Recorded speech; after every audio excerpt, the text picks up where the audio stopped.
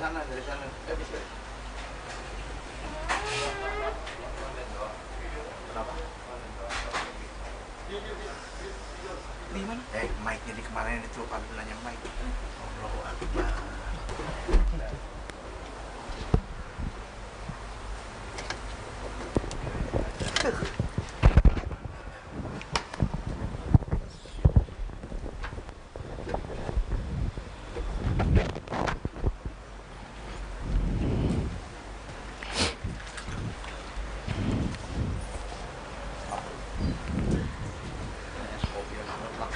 Ya.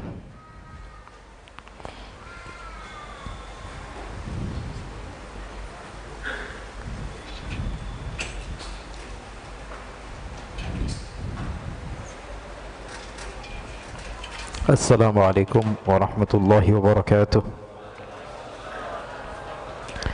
Alhamdulillah.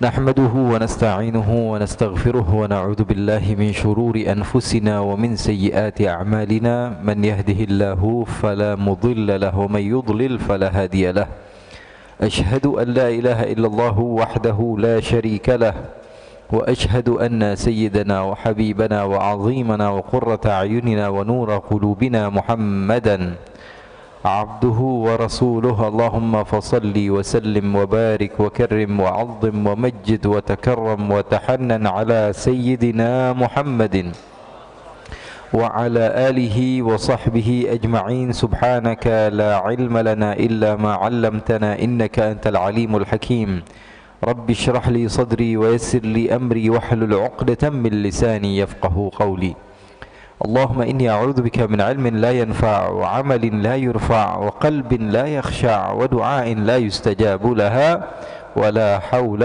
ولا قوة إلا بالله. Ikhwani akhwati yang dimuliakan oleh Allah Subhanahu wa taala, untuk pertama kalinya saya mengisi kajian di waktu zuhur, waktunya lapar ya insyaallah.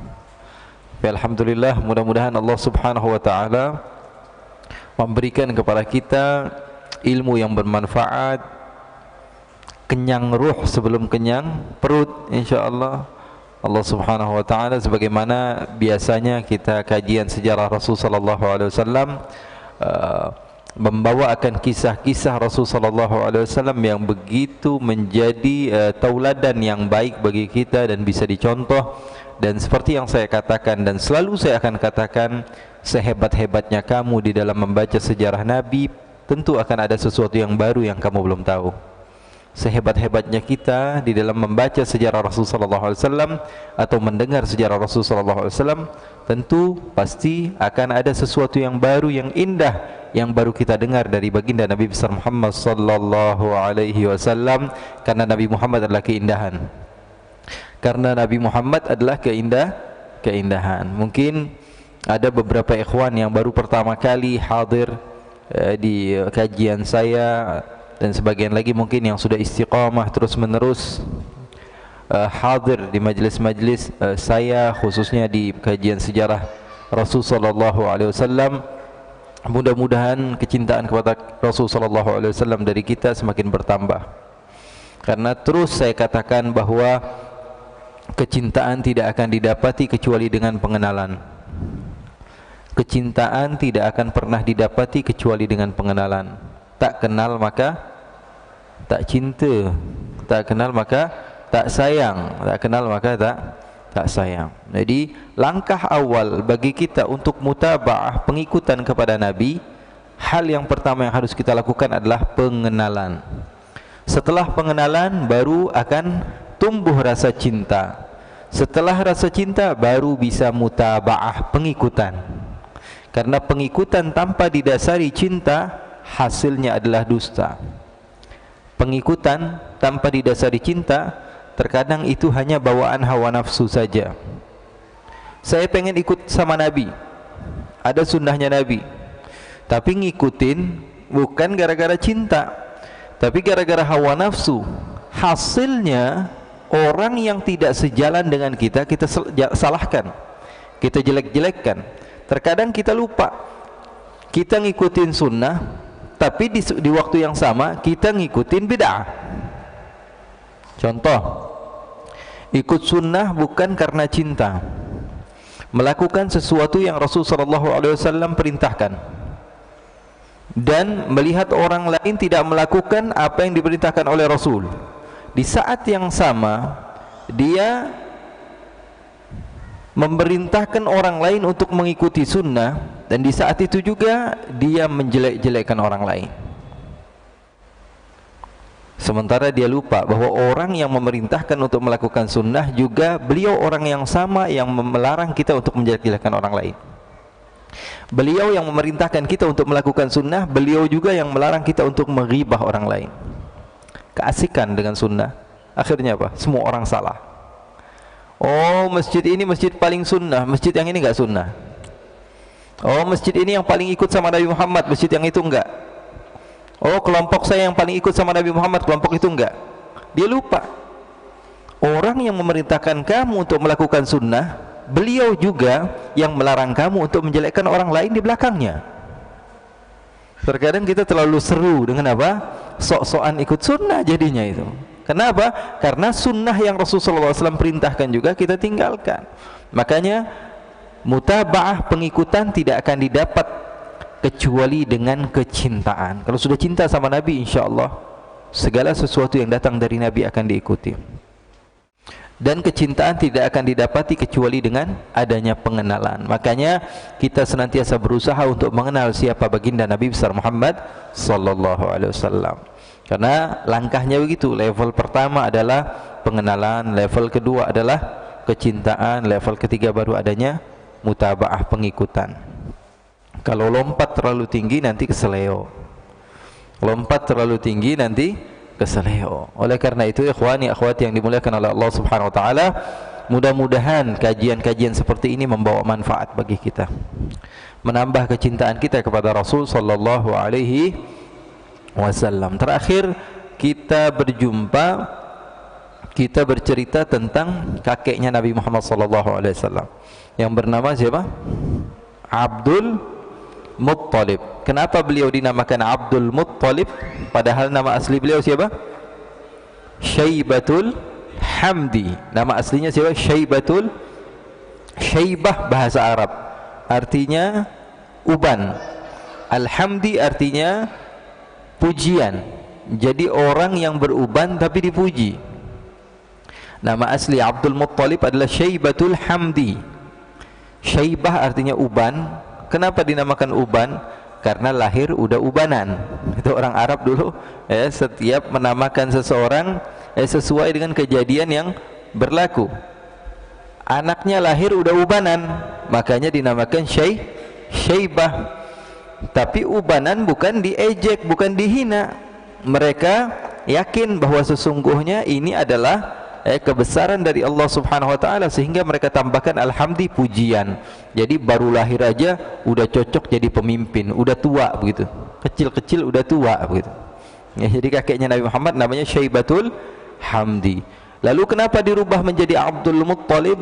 Abdun artinya hamba sahaya. Al-Muttalib nama orang. Jadi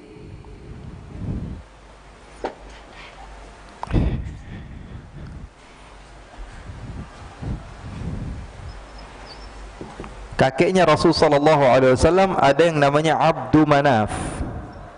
Abdu Manaf punya anak Hashim, punya anak Al-Muttalib. Jadi dua. Sebenarnya anaknya ada 4. Ya. Tapi ini adik kakak, tapi benar-benar adik kakak. Kenapa saya katakan? Karena manhajnya sama, sifatnya sama. Hashim dan Al-Muttalib. Hashim meninggal, punya anak laki-laki 2, namanya Asad. Tapi Asad hilang. Satu lagi Syaibah tadi. Siapa namanya? Syaibatul Hamdi. Syaibatul Hamdi ini lahir di kota Madinah. Lahir di kota Madinah, jauh dari kota Makkah. Al-Muttalib ketika Hashim kakaknya meninggal, dia bingung siapa yang akan menjadi pemimpin setelah Hashim. Akhirnya Al-Muttalib pergi ke kota Madinah mengambil keponakannya Syaibah. Ibu dari Syaibah tidak mengizinkan untuk dibawa Al-Muttalib kembali ke kota Makkah. Akhirnya diumpetin Syaibah, dibawa kabur sama Al-Muttalib ke kota Makkah. Sesampainya di kota Makkah, orang-orang mengira bahwa Al-Muttalib ini baru memiliki hamba sahaya. Akhirnya Syaibah keponakannya dipanggil Abdul Muttalib, hamba sahaya Muttalib. Faham atau tidak? Jadi Abdul Muttalib itu bukan nama aslinya. Nama aslinya adalah Syaibah. Tapi orang-orang Mekah mengira bahwa sesungguhnya Syaibah ini adalah hamba sahaya milik Al-Muttalib. Tapi Al-Muttalib bilang, bukan, ini ponakan saya. Enak saja bilang dia hamba saya. Bukan, ini ponakan saya, anaknya Hashim. Tapi orang sudah terlanjur manggil Abdul Muttalib. Akhirnya berubah namanya dari Syaibah menjadi Abdul Muttalib. Sekalian ngilangi jejak dari ibunya. Karena apa ini? Dibawa kabur dari kota Madinah menuju kota Makkah. Naam. Faham? Kakek Rasul sallallahu alaihi wasallam Abdul Muttalib, beliau adalah hamba Allah Subhanahu wa taala yang mengikuti jejak leluhurnya, ikut kepada agama Nabi Ibrahim alaihi salatu wassalam, orang yang beriman kepada Allah, orang yang beriman kepada utusan-utusan Allah. Kakek moyang Nabi semuanya adalah orang-orang baik. Kata Rasul sallallahu alaihi wasallam bahwa sesungguhnya saya dikeluarkan minal aslabil tahirah.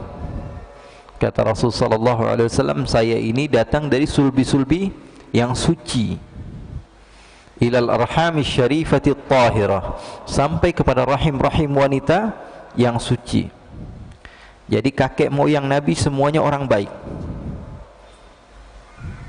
Nabi Muhammad keturunan Nabi Ismail, Nabi Ibrahim. Nabi Ibrahim ayahnya juga orang baik. Ayahnya orang kakek moyangnya orang baik sampai kepada Nabi Adam. Jadi Nabi Muhammad SAW keturunan Muhammad orang baik, Abdullah orang baik, Abdul Muttalib orang baik, Hashim orang baik, Abdul Manaf orang baik, Qusay begitu juga, Kilab, Murrah, Ka'ab, Lu'ay, Ghalib, Fihr, Malik, Nadar, Kinanah, Khuzaimah, Mudrikah, Ilyas, Mudar, Nizar, Ma'ad, Adnan. Nabi Ismail orang baik, Nabi Ibrahim orang baik, ayahnya juga begitu, terus menerus sampai kepada Sayyiduna Adam alaihi salat, Sayyidina Syith bin Adam alaihi salatu wassalam. Jadi enggak benar kalau ada orang yang bilang bahwa orang tua Nabi masuk neraka, orang baik kok masuk neraka. Nabi Muhammad sallallahu alaihi wasallam katakan, saya ini ketika ada dua golongan, saya diciptakan dari yang terbaik dari golongan tersebut. Saya ini, kata Rasul sallallahu alaihi wasallam, dari keturunan orang-orang yang rajin sujud. Kalau kita katakan orang yang terbaik masuk neraka, terus orang yang enggak baik kayak kita masuk ke mana? Kata Nabi Muhammad, saya ini keturunan orang-orang yang terbaik. Allah ciptakan dua kelompok. Nah, saya ini dari yang terbaik kelompoknya, kata Nabi Muhammad. Itu hadis yang sahih. Kalau Rasulullah SAW katakan, misalnya ada dua kelompok nih, Rasulullah dari kelompok yang terbaik, terus kita bilang Rasulullah SAW bapaknya atau ibunya atau kakeknya masuk neraka, terus kelompok terbaik aja masuk neraka, apalagi kelompok yang enggak terbaik gitu. Kalau itu mau main akal-akalan gitu. Orang tua Nabi ada yang bilang di neraka. Kalau main akal begitu. Ada hadis sahih Rasulullah SAW katakan bahwa saya ini diciptakan dari Allah, oleh Allah Subhanahu Wa Taala dari rumah yang terbaik, dari keturunan yang terbaik, dan dari keturunan orang-orang yang rajin sujud. Jadi tidak ada kakek moyang Rasulullah SAW yang ke atas mereka-mereka yang tidak mengesahkan Allah Subhanahu Wa Taala. Mereka semua orang beriman di jalan Allah Subhanahu Wa Taala. Fahimtum? Fahimtum? Ada pertanyaan? Silakan.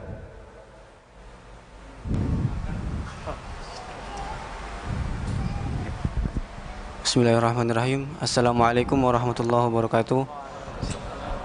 Saya ingin bertanya, Bib. Kadang-kadang ada orang yang mengatakan bahwa tubuh Nabi itu dibelek, terus dicuci, hatinya dikeluarkan. Isinya itu benar apa bohong, Bib?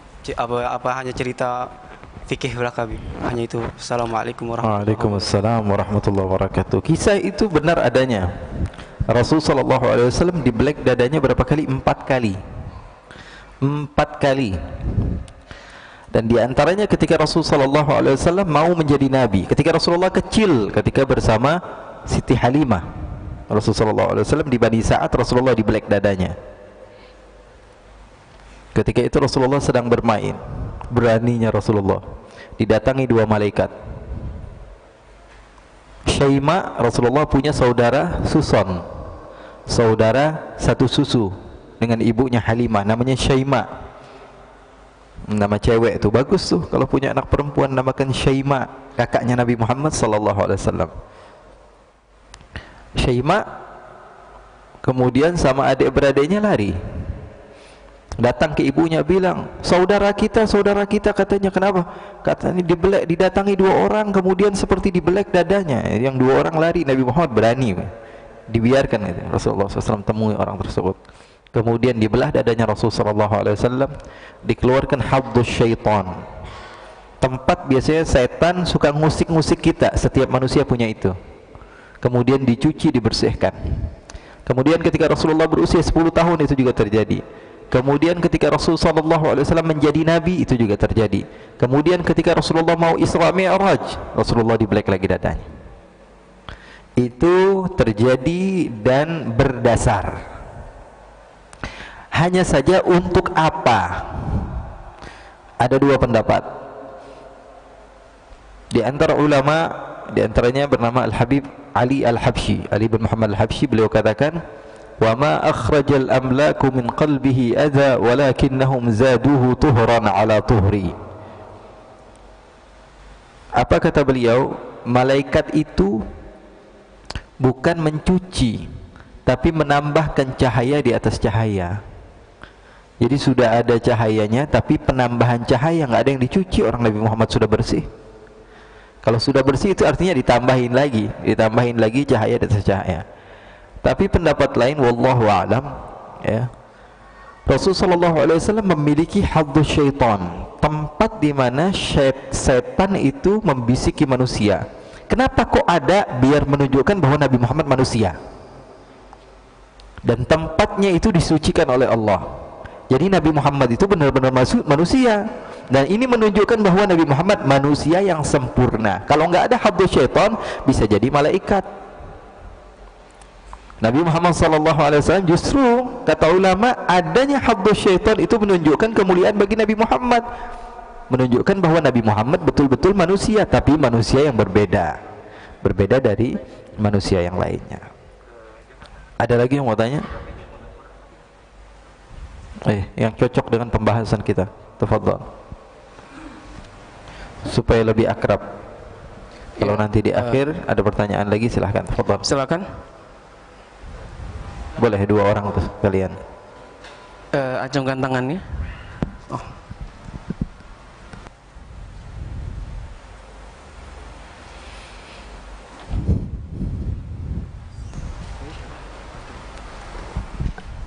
Assalamualaikum warahmatullahi. Waalaikumsalam warahmatullahi. Habib, ana mau bertanya, salah satu datuk Rasulullah itu adalah Ilyas. Apakah Ilyas yang dimaksud itu adalah Nabi Allah alaihi salam? Betul. Sudah. Sudah, itu aja. Betul. Jazakallah khair. Masya Allah. Silahkan lagi.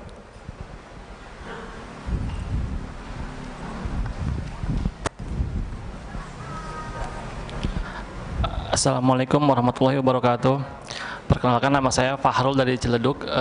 Maaf Habib, saya ingin bertanya, bagaimana dengan orang yang mengatakan bahwa Nabi Muhammad tidak dijamin masuk surga? Bukankah Nabi Muhammad itu maksum, terpelihara dari dosa, dan dijamin masuk surga? Mohon penjelasan Habib. Terima kasih. Assalamualaikum warahmatullahi wabarakatuh. Nabi Muhammad tidak dijamin masuk surga? Iya, ada yang bilang seperti itu, Habib. Terus siapa yang masuk surga dong kalau Nabi Muhammad nggak masuk surga? Omongan seperti itu nggak berdasar dan nggak masuk akal. Jadi terkadang pertanyaan nggak berdasar dan nggak masuk akal. Kalau Nabi Muhammad nggak dijamin masuk surga, siapa yang dijamin masuk surga? Siapa yang bisa masuk surga gitu? Ya, jadi Nabi Muhammad SAW tidak dijamin masuk surga, nggak bisa. Itu pertanyaan yang nggak masuk akal. Pertanyaannya salah. Jadi kalau ada yang bertanya seperti itu, jawab pertanyaan kamu salah, karena ini tidak benar. Ya. Nah, terkadang pertanyaan salah. Dulu ada yang pernah bertanya, Habib, kan setiap malaikat itu diciptakan memiliki tugasnya masing-masing. Kemudian malaikat Jibril diantaranya tugasnya menyampaikan wahyu. Kan Nabi sudah habis, Nabi Muhammad sudah nggak ada Nabi lagi. Terus ngapain malaikat Jibril? Nganggur dong. Kan kerjaannya menyampaikan wahyu. Ini jawabannya gimana? Jawabannya adalah pertanyaan kamu salah.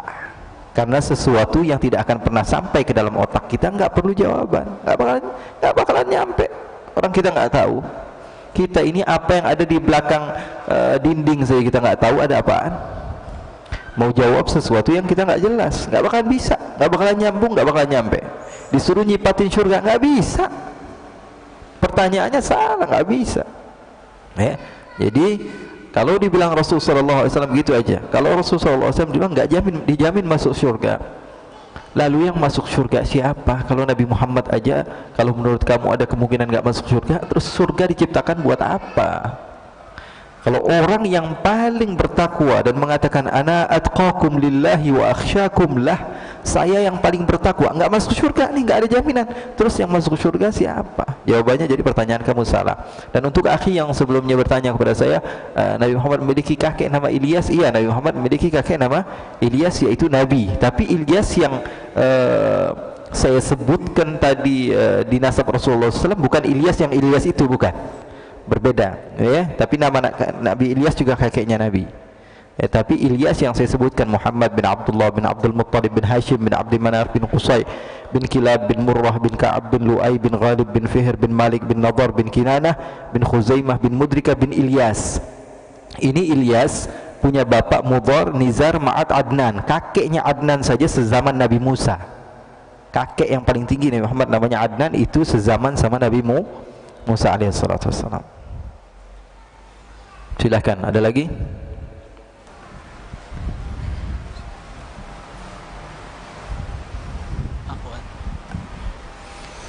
Assalamualaikum warahmatullahi wabarakatuh. Waalaikumsalam.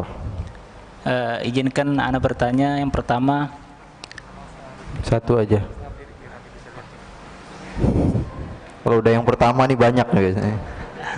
Afwan, yang pertama, bagaimana dengan keadaan paman Nabi Abu Talib, di mana keadaan beliau pada saat itu belum memeluk Islam pada saat turunnya risalah atau diangkatnya Nabi menjadi Rasulullah Sallallahu Alaihi Wasallam.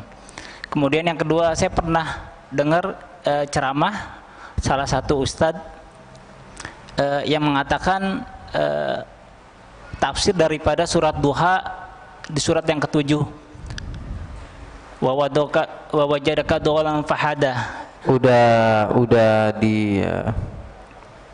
Sudah beliau sendiri sudah mengakui kesalahannya di dalam menafsirkan ayat tersebut. Oh, afan fadhil.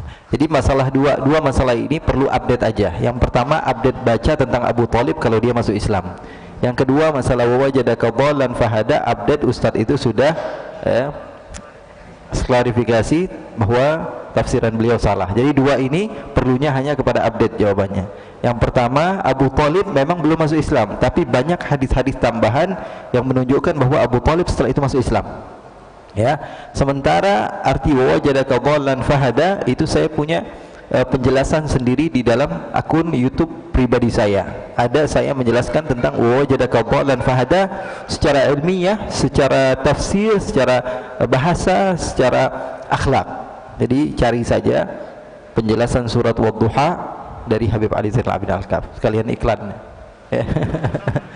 Ya, jadi ada, itu sudah jelas. Ayo, tanya lagi apa? Assalamualaikum warahmatullahi wabarakatuh. Waalaikumsalam warahmatullahi. Izin bertanya Habib, Rasulullah bersabda bahwasanya dari ketuhanan yang baik-baik ya Habib ya. Kan nasab di Nabi Ibrahim alaihissalam kan bapaknya, maaf saya sering dengar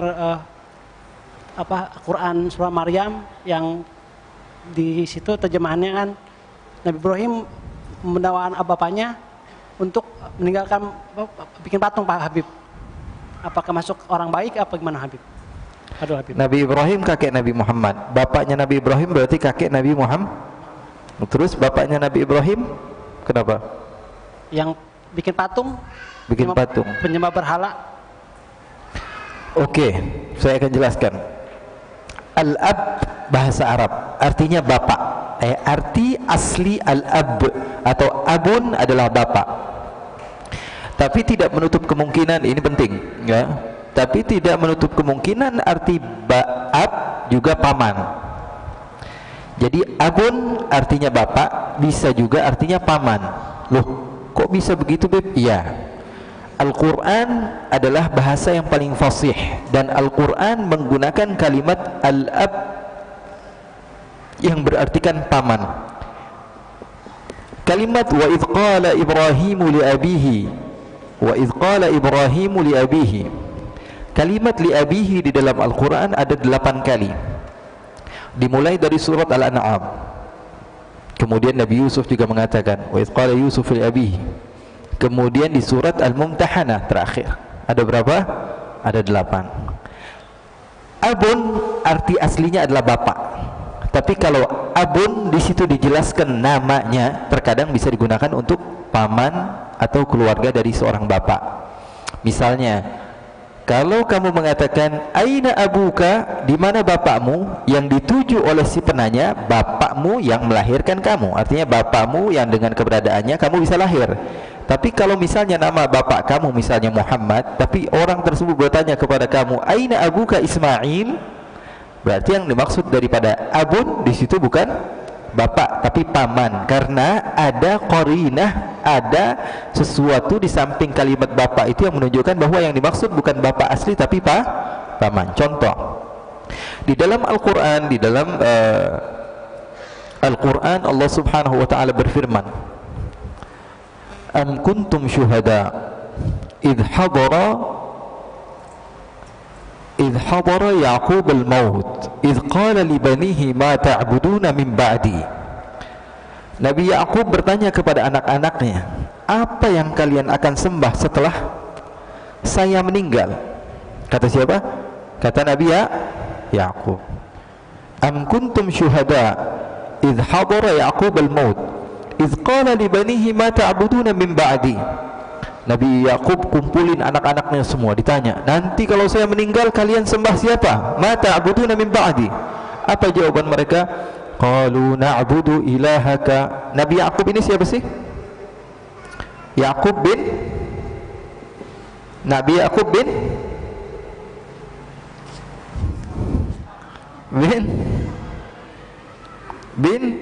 Israel bin Ibrahim. Nabi Ibrahim punya anak, diantaranya Nabi Ishaq ya. Nabi Ishaq dan Nabi Ismail. Satu namanya Ismail, satu namanya Israel. Satu namanya Ismail, satu namanya Isra. Anak cucu Ismail namanya Banu Ismail. Anak cucu Israel namanya Banu Israel. Paham? Ayo paham? Nabi Yaqub ketika beliau mau meninggal, di antara anak-anaknya Nabi Yaqub Nabi Yusuf, Nabi Bunyamin, nabi-nabi yang lain. Ada yang mengatakan saudara-saudara Nabi Yusuf setelah mereka taubat, Allah Subhanahu wa taala terima taubatnya dan Allah jadikan orang mulia. Dikumpulkan oleh Nabi Yaqub di dalam Al-Qur'an. Nabi Yaqub bertanya kepada Nabi Yusuf dan saudara-saudaranya, ma ta'buduna min ba'di, siapa yang kalian akan sembah setelah saya meninggal? Apa jawaban anak-anak Nabi Yaqub? Na'budu ilahaka. Na'budu ilahaka, saya akan sembah Tuhanmu. Tuhannya Nabi Yaqub siapa? Allah. Wa ilaha abaika, dan Tuhan ayah-ayah kamu. Wa na'budu ilahaka wa ilaha abaika. Aba artinya apa? Bapak ini jamak. Mufradnya apa? Abun. Abun ini satu bapak. Kalau aba itu artinya apa? Bapak-bapak. Na'budu ilahaka wa ilaha abaika Ibrahim wa Ismail wa Ishaq ilahan wahida. Kata anak-anak Nabi Yaqub, saya akan menyembah Tuhanmu Allah, dan Tuhan ayahmu Ibrahim, dan Tuhan ayahmu Ismail, dan Tuhan ayahmu Ishak. semuanya dengan menggunakan kata abun. Abun artinya apa? Bapak kalau aslinya. Tapi di sini dikatakan cucu-cucu Nabi, anak-anak Nabi Yakub mengatakan saya akan menyembah Tuhanmu dan Tuhan ayahmu Ibrahim dan Tuhan ayahmu Ismail dan Tuhan ayahmu Ishak. Loh, ini yang jadi bapaknya siapa? Ishak atau Ismail? Ishak. Tapi Al-Quran menggunakan kalimat bapak kepada pamannya Nabi Yakub. Berarti kalimat bapak di dalam Al-Quran juga berartikan paman. Buktinya Al-Quran sendiri. Nggak mungkin dong kalau anaknya Nabi Ishak, anaknya Nabi Ismail juga, enggak. Tapi Al-Quran menggunakan kalimat al-ab, yaitu bapak. Jadi sekarang deal bahwa bapak al-ab di dalam Al-Quran itu bisa berartikan ayah, bisa berartikan paman. Ayah kalau tidak disebutkan nama berarti ayah bapak asli. Tapi kalau ada seperti ini, na'budu ilahaka wa ilaha abaika Ibrahim wa ilaha abaika Ismail wa ilaha abaika Ishak, disebutkan nggak namanya? Disebutkan, berarti ada kemungkinan bapak, ada kemungkinan paman. Kalau enggak perlu disebutin. Terus di dalam Al-Quran, di dalam surat Al-An'am, Allah sebutkan nama Azar. Ibrahim, qala Ibrahim li abihi Azar. Ada kalimat Azar, disebutkan nama. Di sisa-sisa ayat lainnya qala Ibrahim li abihi saja. Tapi ketika li Ibrahim di dalam surat Al-An'am disertakan nama Azar, supaya kalian tahu bahwa sesungguhnya bapak yang dimaksud di dalam cerita ini bukan bapak kandung Nabi Ibrahim, tapi pamannya yang bernama Azar. Paham? Paham nggak? Enak nggak kalau belajar? Kalau nggak belajar sumpek nggak? Pusing nggak? Rumit nggak? Ini kok dibilang keturunan Nabi semuanya beribadah menyembah Allah, tapi di sini dalam Al-Quran disebut bahwa sesungguhnya bapaknya Nabi Ibrahim penyembah berhala, malah penjual berhala.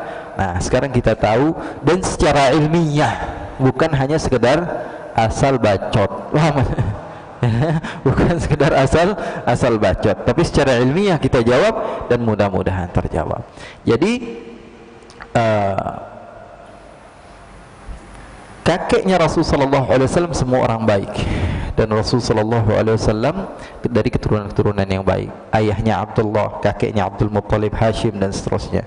Jadi kakeknya Rasulullah SAW yang bernama Abdul Muttalib, beliau termasuk orang yang beriman kepada Allah Subhanahu Wa Taala, ikut kepada millat abihi Ibrahim, ikut kepada ajaran-ajaran Nabi Ibrahim, tidak minum minuman keras, tidak berzina, tidak melakukan hal-hal yang zalim. Walaupun berbeda cara, ya beda-beda cara, setiap nabi punya cara masing-masing. Di antaranya umat Nabi Musa, fikihnya begini, kalau ada orang yang terkena najis di kakinya harus dipotong, kalau enggak sah sholatnya.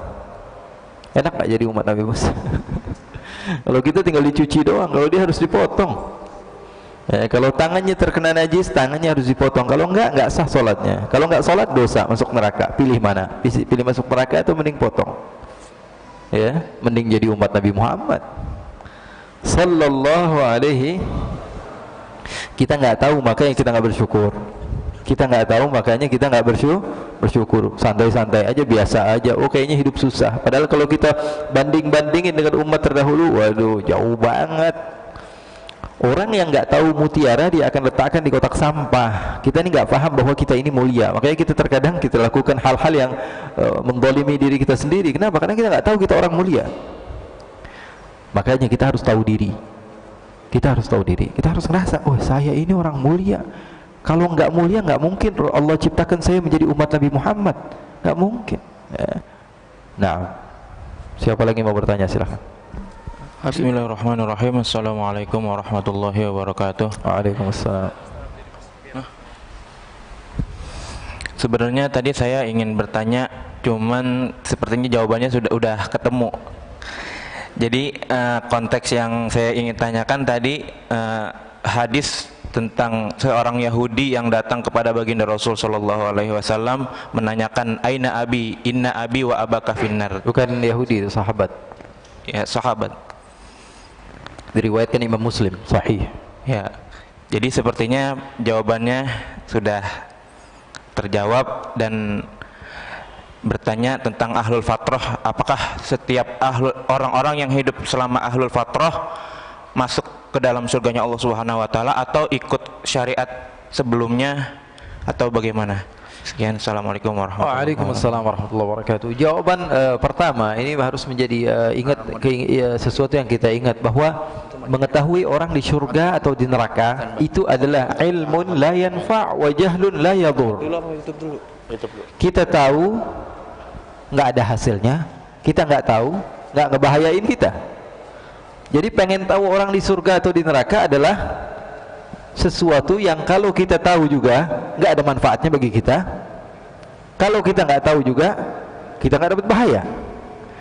Jadi masih banyak ilmu yang harus kita ketahui. Itu yang pertama. Ingat, orang di neraka, orang di surga itu bukan urusan kita. Yang kita urus adalah kita di surga apa di neraka. Itu yang saya harus pesankan. Ini enggak bertahun-tahun sibuk nyari tahu ini di surga apa di neraka, ini di surga apa di neraka, si fulan di surga apa di neraka, si fulan. Maka saya katakan ini adalah ilmun la yanfa' wa jahlun la yadur. Ilmu kalaupun kita ketahui enggak ada manfaatnya sama sekali. Kalaupun kita enggak tahu, enggak membahayakan akidah kita. Ya, jadi itu yang pertama. Yang kedua, hadis yang disebutkan memang betul, hadisnya ada di Muslim, hadisnya sahih. Itu namanya hadis ahad. Hadis ahad itu kalau dia sahih tentu kita terima. Tapi kalau ada hadis yang ahad kemudian berbeda dengan hadis yang mutawatir, atau sifat dalilnya itu qat'i seperti Al-Quran, maka kita lebih mengedepankan dalil yang lebih kuat dibanding dalil yang sahih. Paham? Ada dua pendapat. Yang satu sahihnya 70%, yang satu sahihnya 100%. Kita ngambil yang mana? Kita lihat dulu, kalau bisa digabung maka digabung, jangan langsung ambil yang 100. Kalau bisa digabung, kita gabung dulu. Kalau bertolak belakang, yang satu bilang ke sini, yang satu bilang ke sini, nah baru kita ambil yang paling betul. Dengan mengatakan bahwa bisa jadi apa yang disebutkan itu bisa ditakwilkan. Contohnya seperti bapakku yang dimaksud bisa jadi Abun, yang dia maksud adalah siapa? Abu Lahab. Bisa jadi karena Abu Lahab adalah pamannya Nabi. Sesungguhnya bapakku atau pamanku Abu Lahab dan bapak kamu itu di neraka. Nah, orang ini sehingga orang tersebut, dan konteksnya ketika itu Rasulullah SAW ditanya sama seorang sahabat, dia bingung bapaknya ada di mana. Dia takut, maka Rasulullah SAW menenangkan sahabat tersebut dan mengatakan bahwa ayahku dan ayahmu di neraka itu. Dan Allah berfirman di dalam Al-Quran, wa ma kunna mu'adzibina hatta nab'atha rasulah. Saya tidak akan menyiksa, memasukkan ke neraka seseorang selagi dia tidak memiliki rasul pada masanya. Nabi Sayyidina Abdullah, ayahanda Nabi, meninggal ketika itu Rasulullah baru berdakwah berapa tahun? Belum lahir. Belumlah, gimana kita mau katakan dia harus beriman kepada Nabi, orang nabinya aja belum lahir. Siti Aminah ketika itu usianya 6 tahun. Nanti saya ceritakan insya Allah bulan depan, jadwalnya tanggal 21 Maret. Insya Allah saya akan ceritakan kisah tentang ayahanda Rasul dan ibunda Rasul ketika mereka menikah, dan bagaimana Rasulullah SAW ketika itu ditinggal oleh ayahnya dalam keadaan yatim. Yatimnya adalah yatim yang betul-betul yatim. Kalau yatim sempat melihat bapak, iya, ini yatim masih di perut, nggak pernah mendengar kata-kata wahai anakku, nggak pernah sama sekali. Nggak pernah digendong sama bapaknya, nggak pernah sama sekali. Yatimnya berbeda. Sallallahu alaihi wasallam. Jadi Allah Subhanahu wa taala juga mengatakan litundira qauman ma undira aba'hum fahum ghafilun. Allah Subhanahu wa taala mengutus nabi itu untuk apa? Orang-orang yang tidak mendapatkan indar sama sekali dari Allah, nggak ada nabinya ketika itu. Jadi dua hal tersebut bisa kita jadikan dalil bahwa sesungguhnya orang tua Nabi Muhammad SAW insya Allah selamat. Insya Allah selamat. Dan itu kalaupun kita tahu nggak bawa manfaat bagi kita, Kalau kita nggak tahu juga nggak bikin bahaya agama kita, akidah kita. Itu aja harus dipahami ya. Banyak ilmu yang lebih harus dipahami. Ini setiap hari sibuknya dengan hal-hal yang begitu. Cari tahu dalil sana sini depan belakang. Ditanya syarat-syaratnya sholat apa? Wah, tanya ho aing dia bilang. Syarat-syaratnya sholat yang kamu diwajibkan untuk mengetahuinya kamu nggak tahu. Sibuk masalah-masalah maulid ini asli hakikatnya bid'ah atau tidak? Kunut itu sholat subuh harusnya dibaca atau tidak? Sibuk semua cari di dalamnya. Ditanya syaratnya sholat nggak tahu, rukun sholat nggak tahu, yang membatalkan sholat berapa nggak tahu. Ya, ini namanya apa? Orang gelo, namanya gelo, kata orang Sunda mah. Paham? Jadi itu jawaban saya, mudah-mudahan manfaat. Jadi saya pesankan bahwa ini kalaupun kita tahu nggak ada manfaatnya, kalau kita nggak tahu nggak ngebahayain bagi agama kita. Ilmun la yanfa' wa jahlun la yadur. Nah, siapa lagi? Masih ada 10 menit. Habib, izin membacakan pertanyaan dari YouTube. Dari alam gaib. Dari alam online. Alam nyata masih ada nggak? Masih. Pertanyaan yang pertama, izin bertanya Habib, apakah benar Nabi Muhammad memiliki lebih dari satu ibu persusuan? Dan pertanyaan kedua, saya ingin bertanya. Ada 8. Ada ibu susuan Rasulullah SAW, di antaranya apa? Ada yang mengatakan 8 ibu susuan Rasulullah SAW. Di antaranya ibunya sendiri yang nyusui Rasulullah. Kemudian ada Halimah Sa'diyah, ya. Kemudian ada Thuwaibah al-Islamiyah. Ada namanya Atikah. Ada beberapa wanita semuanya namanya Atikah.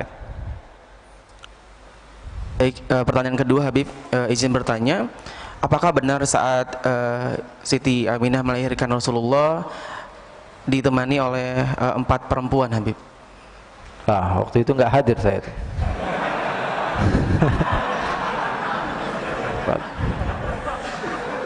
Yang pasti ada namanya Syafa, ibunya Abdurrahman bin Auf. Ada Siti Aminah, ada Syafa, ibunya Abdurrahman bin Auf yang menjadi bidan, ya.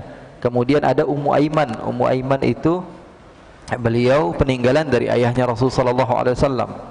Jadi peninggalan dari ayahnya Rasul sallallahu alaihi wasallam. Kalau sisanya saya nggak tahu. Baik, terima kasih Habib atas jawabannya. Untuk selanjutnya mungkin dari teman-teman akhwat yang ingin bertanya dipersilakan. Fadhal. Tanggal 20.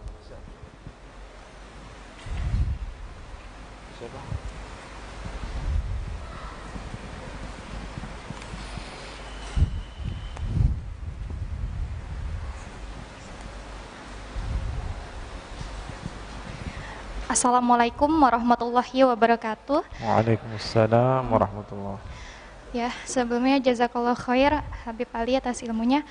Terima kasih atas kesempatan bertanyanya. Saya ingin bertanya terkait hadis Nabi Muhammad SAW yang tentang umatku akan terpecah menjadi 73 golongan dan semuanya masuk neraka kecuali satu, yaitu yang hadis tersebut menjadi pembahasan para ulama. Ada sebagian ulama yang mengatakan bahwa hadis itu tidak berdasar karena matanya tidak sesuai dengan aslinya.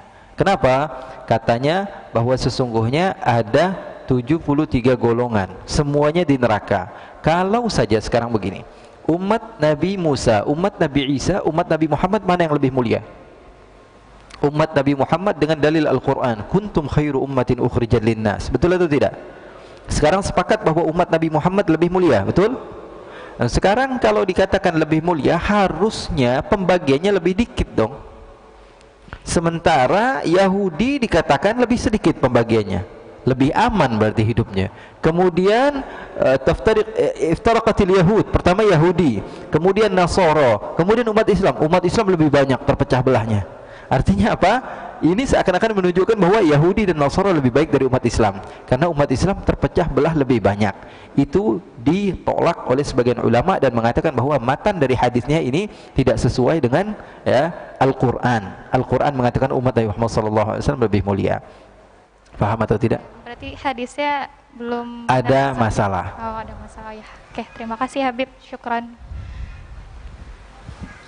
Banyak sebenarnya hadis-hadis yang dikenal oleh masyarakat, tapi ulama hadis mengatakan bahwa itu bukan hadis. Di antaranya di bulan Rajab nih, barang siapa yang memberitahukan kepada sahabatnya bahwa hari ini adalah 1 Rajab, dia akan dapat pahala. Kalau nggak disebarkan WhatsApp ini, dia dapat musibah. Emang zaman Nabi ada WhatsApp? Aneh-aneh orang bikin hadis tuh yang cakep kayak bikin hadis yang nggak nyebarin WhatsApp dapat musibah, siap-siap dapat. Ya Allah. Siapa yang puasa hari pertama dapat istana, hari kedua dapat ini, hari ketiga dapat itu. Kayak dia yang bikin absen gitu, dapat apa? Ya, itu tidak berdasar. Bahkan sebagian ulama mengatakan dimasukkan dalam hadis-hadis maudhu yang dikarang-karang. Hadis Rasulullah yang mengatakan, katanya Rajab adalah bulannya Allah, Sya'ban adalah bulannya Nabi, dan Ramadan adalah bulannya umat Nabi. Itu bukan hadis, bukan hadis ya. Tidak ada hadisnya.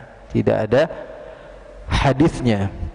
Walaupun artinya sebenarnya tidak bermasalah, karena memang Rajab adalah bulan Allah yang haram. Bulan Sya'ban adalah bulan turunnya firman Allah, innallaha wa malaikatahu yusholluna 'alan nabi, bulannya Rasulullah, dan Ramadan adalah bulan kebahagiaan umat Nabi Muhammad. Walaupun artinya enggak salah, tapi yang hak harus kita sampaikan bahwa hadis tersebut tidak berdasar.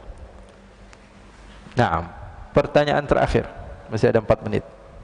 Assalamualaikum warahmatullahi wabarakatuh. Waalaikumsalam warahmatullahi wabarakatuh. Mau tanya, kan di kejadian Karbala diriwayatkan kalau seluruh keturunan Nabi termasuk istri Hasan dan Husain, anak-anak Sayyidina Ali bin Abi Thalib, anak-anaknya Hasan Husain dan keluarga Nabi dibunuh total sama Ubaidillah ibn Ziyad, orang kepercayaannya Yazid bin Muawiyah. Pertanyaannya, kalau seluruh keluarga Nabi dibunuh, terus para habaib-habaib yang sekarang menyandang status sebagai cucu cicit Nabi itu keturunan dari siapa? Terus karena kalau dari nasab Hasan Husain kan meninggal semua. Yang bilang meninggal semua siapa? Ada yang ceramah kayak gitu. Mana? Di mana? Yang bilang meninggal semua di mana? Itu jadi waktu itu ada teman kan. Iya, kalau ceritanya saya paling paham cerita itu. Enggak, yang bilang semuanya meninggal itu siapa? Temen sih, dia kebetulan memang orang Arab juga. Nah, terus marganya Bakfen, dia bilang saya nggak percaya kalau keturunan Nabi Muhammad sampai sekarang ada. Di zaman Nabi Muhammad sudah ada orang yang mengatakan bahwa keturunan Nabi Muhammad nggak ada. Nabi Muhammadnya masih ada. Nabi Muhammadnya masih ada. Dia udah bilang bahwa keturunan Nabi Muhammad nggak ada. Dia bilang, wah Muhammad abtar. Muhammad nggak bakalan punya keturunan. Faham? Lalu Allah Subhanahu Wa Taala murka kepada orang tersebut. Namanya Al-As bin Wa'il As-Sahmi. Lalu Allah katakan, inna syani'aka huwal, yang bilang kamu nggak punya keturunan, dia nggak bakalan punya keturunan. Bilangin sama teman kamu, itu dalil Al-Quran. Baca terus menerus tapi nggak paham. Inna syani'aka. Sekarang gampang aja, saya nggak perlu panjang lebar tentang masalah Karbala. Saya paham dan saya menikmati kisah-kisah itu. Artinya apa? Saya betul-betul suka dengan sejarah dan saya tahu kisahnya. Dan siapa yang selamat, siapa yang nggak selamat. Ya, dibilang semua yang nggak selamat ya masalah itu ya Pak. Apa di dalam sejarahnya ada masalah. Ulama semua sepakat kok. Sekarang saya sebutkan hadis satu saja dari Al-Imam Ahmad bin Hanbal. Imam Ahmad bin Hanbal mengatakan bahwa nanti di akhir zaman akan ada Imam Mahdi. Hadisnya banyak. Di antaranya riwayat Imam Ahmad bin Hanbal, akan ada Imam Ukhti, ada Imam Mahdi, percaya atau tidak? Percaya atau tidak? Percaya. Dan ini harus kita yakini bahwa Imam Mahdi akan ada. Dan di dalam hadis tersebut dikatakan bahwa Imam Mahdi akan muncul dari keturunan saya. Percaya atau tidak? Namanya seperti nama saya, kata Nabi Muhammad. Percaya atau tidak? Dan dia dari keturunan saya. Sekarang kalau di akhir zaman ada keturunan Nabi, terus di zaman sekarang nggak ada keturunan Nabi, munculnya dari mana? Faham atau tidak? Ya, kalau dibilang di akhir zaman nanti ada keturunan Nabi, keluar Imam Mahdi, terus sekarang nggak ada keturunan Nabi, keluar dari goa, tiba-tiba ada, ya nggak begitu. Ini apa namanya, kesalahan yang sebetulnya salah di dalam sejarah, salah di dalam dalil, salah di dalam apa, sesuatu yang kita lihat dengan mata keturunan Nabi dijaga. Rasulullah dalam hadis yang sahih mengatakan, fa innal ansaba tanqati'u yaumal qiyamah ghaira nasabi wa sababi wa sihri. Semua nasab akan terputus di hari kiamat sampai hari kiamat, kecuali nasab saya tidak akan terputus sampai hari kiamat. Kan ada hadisnya banyak. Masa gara-gara cerita teman tentang Karbala dan tidak mendasar kita meyakini hal tersebut? Ya, nggak bisa. Apalagi dalil yang tadi saya sebutkan tentang Nabi Imam Mahdi itu juga masuk di dalam dalil, dan akal, secara akal juga kita mau nggak mau kita terima bahwa mereka itu ada. Jadi yang selamat ada namanya Ali Zainal Abidin, cucu Nabi. Ya, beliau orang yang diselamatkan, dan ceritanya ma'ruf, semua ulama sejarah mengatakan bahwa Ali Zainal Abidin masih ada. Bahkan beliau dibawa-bawa dari Karbala sampai menuju ke beberapa tempat. Dan putra-putri Rasulullah SAW masih beberapa yang hidup. Putra-putra Hasan masih banyak ketika itu. Ya, jadi nggak semuanya meninggal. Memang ketika itu dizalimi, tapi ada beberapa keturunan Nabi, dan yang paling terkenal Sayyidina Ali Zainal Abidin. Ali Zainal Abidin adalah gurunya para ulama-ulama. Beliau punya anak namanya Ja'farus Shadiq, gurunya Imam Abu Hanifah. Gurunya Imam Abu Hanifah. Gurunya Imam Malik, gurunya Imam Syafi'i, gurunya Imam Ahmad bin Hanbal. Terus munculnya dari mana cucunya Nabi kalau bapaknya sudah nggak ada? Ya, jadi itu nggak mendasar. Wallahu a'lam. Dah?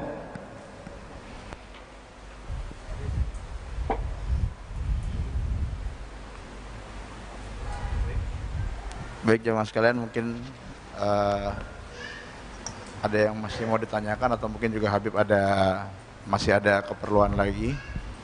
Insya Allah nanti pertanyaan-pertanyaan akan dijawab di waktu berikutnya. Mungkin sebelum kita tutup dengan doa, mungkin ada pesan dari Habib yang mau disampaikan sekali lagi. Tanggal 20 insya Allah. Itu saya pesannya, nanti kita jumpa lagi tanggal 20 insya Allah habis maghrib. Kembali kepada jadwal yang awal insya Allah. Baik, mungkin kita tutup dengan doa sebelum ditutup. Baik, jazakallah khair Habib atas ilmu yang disampaikan kepada kita semua. Untuk para jamaah yang belum berkesempatan untuk bertanya, nanti insya Allah kita ketemu di tanggal 20 Maret, insya Allah pada maghrib. Nanti akan diinfokan juga di Instagram MRBJ dan juga Remisha. Mengakhiri kegiatan hari ini, mohon izin Habib, silakan untuk ditutup dengan doa. Terima kasih.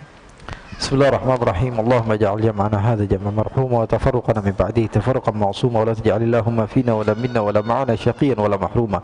Ya Allah, jadikanlah perkumpulan kami ini perkumpulan yang Kau cintai ya Allah. Tidaklah kami keluar dari tempat ini kecuali dosa kami telah Kau hapus ya Allah. Tidaklah kami keluar dari tempat ini kecuali derajat kami telah Kau naikkan ya Allah. Ya Allah ya Rabbal Alamin, kami yakin bahwa sungguhnya kami didekatkan kepada orang-orang yang saleh, tidak lain bahwa sungguhnya kami memang ingin didekatkan dengan mereka nanti di syurga-Mu ya Allah. Ya Allah ya Rabbal Alamin, tidaklah Engkau mempermudah kami untuk datang ke tempat-tempat yang baik kecuali kami yakin kami adalah orang-orang yang akan menempati syurga-Mu ya Allah. Maka berikanlah kepada kami istiqamah dalam kebaikan ya Allah ya Rabbal Alamin. Semuanya tidak kebetulan ya Allah. Hadirnya kami di tempat ini insya-Allah adalah panggilan dari-Mu untuk menjadikan kami orang-orang yang baik ya Allah, yang akan diakhiri dari usia kami dengan husnul khatimah. Amin ya rabbal alamin. Wa sallallahu bi jamalika wa jalalika ala sayyidina Muhammadin warzuqna kamalal mutaba'ati lahu zahiran wa batinan fi afiyati wasallam. Walhamdulillah rabbil alamin. Subhanakallahumma wa bihamdika asyhadu an la ilaha illa anta